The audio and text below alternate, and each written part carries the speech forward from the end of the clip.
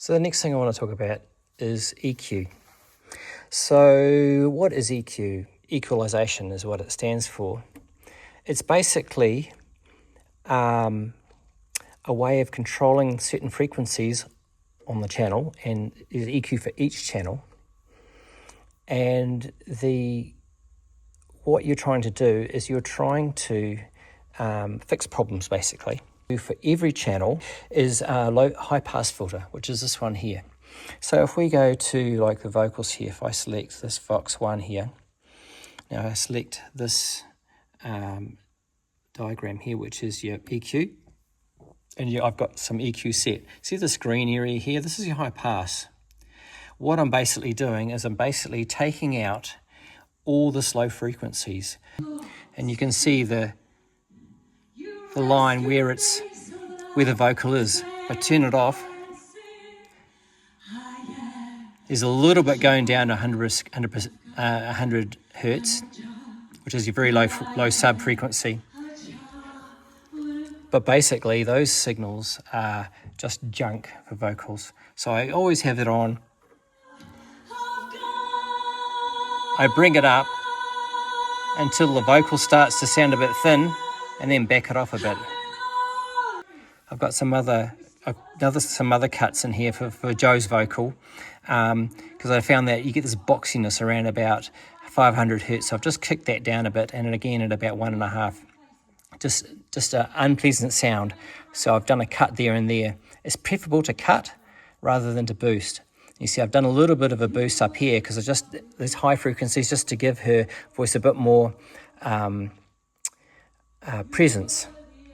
Now, what I have done is I've come in and played back this particular session, and I have saved some EQ settings, which I think are good starting points for building some vocals.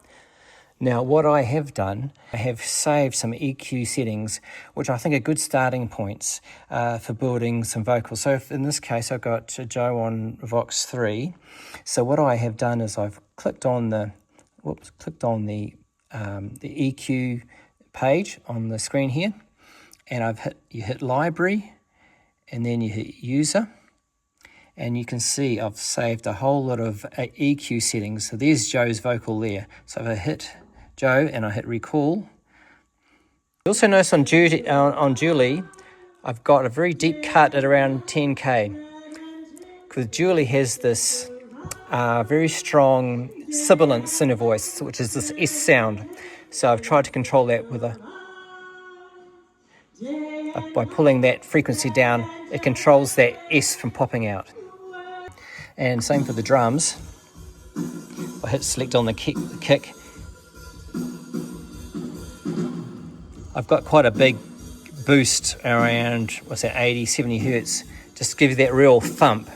I've taken out all these frequencies around 100 and given a bit of a kick at 2k to give it a bit, you can hear the beta kick.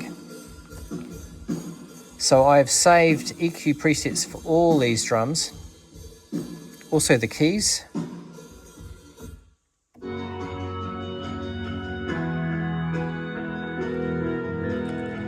Acoustic guitar, electric guitar. You notice the electric guitar has got quite a deep cut and a real big boost. Unfortunately, with Dave's guitar, his tone's very soft and dark, and it struggles to cut through. So I've done a big boost up around 4k, 3.5k, just to help him cut through the mix. Again,